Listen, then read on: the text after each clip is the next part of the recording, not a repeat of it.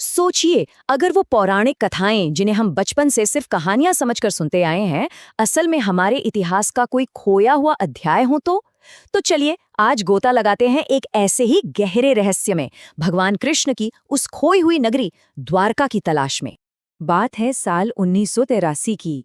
भारतीय आर्कियोलॉजिस्ट की एक टीम अरब सागर की गहराइयों में खोज कर रही थी और तभी उस खामोश समंदर में उन्हें कुछ ऐसा दिखा जो कुदरती तो बिल्कुल नहीं लग रहा था।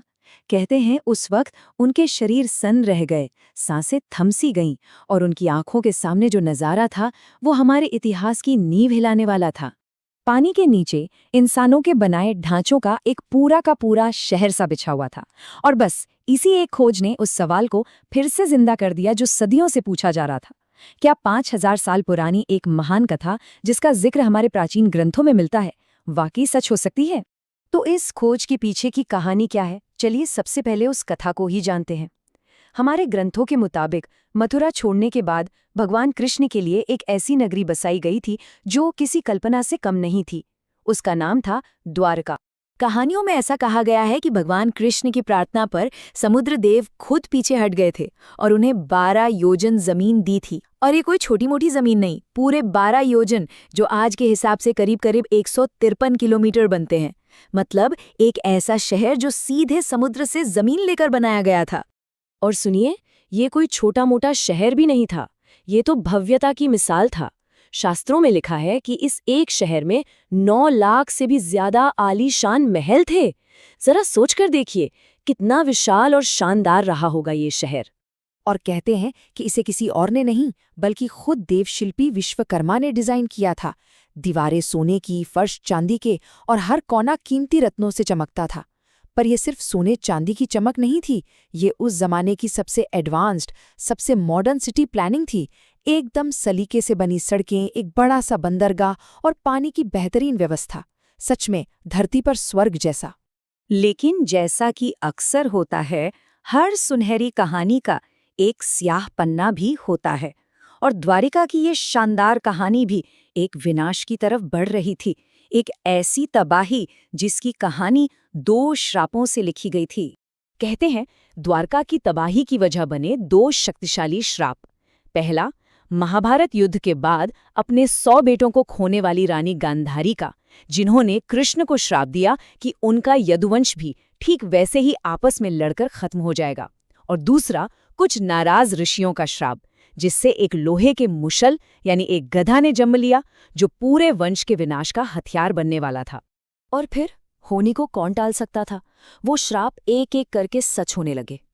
उस शापित गधा को पीसकर समंदर में फेंक तो दिया गया, लेकिन उसके कणों से उगी घास ही यदुवंशियों के लिए हथियार बन गई और उन्होंने आपस में लड़कर खुद को खत्म कर लिया। उसी गधा का एक टुकड़ा एक शिकारी के तीर पर लगा और वही तीर भगवान कृष्ण के घायल होने की वजह बना। और जैसे ही उन्होंने अपना शरीर त्यागा, समंदर अपनी दी हुई जमीन वापस लेने के लिए आगे बढ़ा और देखते ही देखते पूरी द्वारका नगरी को अपनी लहरों में डुबो लिया। सदियों तक द्वारका बस एक कहानी बनकर रह गई, एक भूली बिसरी याद।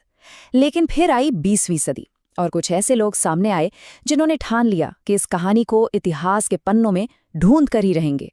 और यहीं से शुरू हुई इस खोई हुई सभ्यता की मॉडर्न खोज। इसकी पहली आहट 1930 के दशक में सुनाई दी, जब मछुआरों और पायलटों ने पानी के नीचे कुछ अजीबोगरीब ढांचे देखने की बात कही। फिर 1963 में पहली बार आधिकारिक तौर पर खुदाई शुरू हुई। और फिर आया वो साल 1983 जब वो बड़ी खोज हुई जिसने सब कुछ बदल कर रख दिया। इस पूरी खोज का चेहरा बने डॉक्टर एस.आर. राव, जो भारत के सबसे शुरुआती मरीन आर्कियोलॉजिस्ट में से एक थे। उनका मानना था, और ये मानना बहुत पक्का था, कि महाभारत जैसे हमारे ग्रंथ सिर्फ धार्मिक किताबें नहीं हैं, बल्कि वो इतिहास के दस्तावेज हैं। लेकिन किसी भी महान खोज की तरह रास्ता आसान बिल्कुल नहीं था। डॉक्टर राव का जुनून तो बहुत बड़ा था, पर संसाधन ना के बराबर। आपको शायद यकीन न हो, पर उन्होंने ये ऐतिहासिक मिशन शुरू किया था सिर्फ 800 रुपए के बजट से। जी हाँ, सिर्फ 800 रुपए। और फिर सालों की मेहनत और उस अटूट विश्वास का फल मिलने का वक्त आया। वो पल आया जब समंदर की गहराइयों में विज्ञान का सामना हुआ प्राचीन कथाओं से, और सबूत एक एक करके सामने आने लगे। और अब जो मैं आपको बताने वाला हूं वो सच में हैरान करने वाला है। देखिए कैसे कथा और हकीकत एक दूसरे से मिलती हैं। ग्रंथों में लिखा था एक किलेबंद शहर, और खोज में क्या मिला? 560 मीटर लंबी पत्थर की दीवार। ग्रंथों में कहानी थी एक बड़े बंदरगाह की, और समंदर के नीचे मिले उसी डिजाइन के पुराने पत्थर के लंगर। आलीशान महलों का जिक्र था, और यहाँ 30 से ज्यादा बड़े बड़े पत्थर के खंभे मिले। लेकिन जो सबसे बड़ी, सबसे चौंकाने वाली खोज हुई वो थी एक ऐसी चीज जिसकी कार्बन डेटिंग ने उम्र बताई 9000 साल। जरा इस बात की गहराई को समझिए। ये तो हड़प्पा और सिंधु घाटी सभ्यता से भी हजारों साल पुरानी है।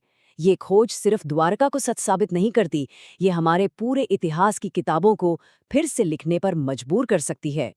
तो इतने सारे सबूतों के बाद हम फिर से वहीं आके खड़े हो जाते हैं, उसी सबसे बड़े सवाल पर। आखिर द्वारका का अंत कैसे हुआ? क्या ये एक दिव्य घटना थी या एक प्राकृतिक आपदा? हमारे पास दो मजबूत वजह हैं। एक तरफ पौराणिक कथा कहती है कि ये श्रापों का असर था और एक युग का अंत। दूसरी तरफ विज्ञान कहता है कि हजारों साल पहले समंदर का जल स्तर अचानक और बहुत तेजी से बढ़ गया था। लेकिन जरा सोचिए, क्या ऐसा नहीं हो सकता कि ये दो अलग अलग बातें हैं ही नहीं? क्या पता हजारों साल पहले हुई उसी विनाशकारी घटना को हमारे पूर्वजों ने श्राप की कहानी के रूप में याद रखा हो। और ये सिर्फ इतिहास की बात नहीं है, ये आज भी उतनी ही जिंदा है। अभी इसी साल फरवरी 2024 में इस जगह को एक तरह से आधिकारिक सम्मान मिला, जब देश के प्रधानमंत्री ने खुद समंदर में गोता लगाकर इस महान विरासत को श्रद्धांजलि दी। द्वारका की ये खोज हमें बताती है कि कैसे विज्ञान और विश्वास दोनों मिलकर सच को सामने ला सकते हैं।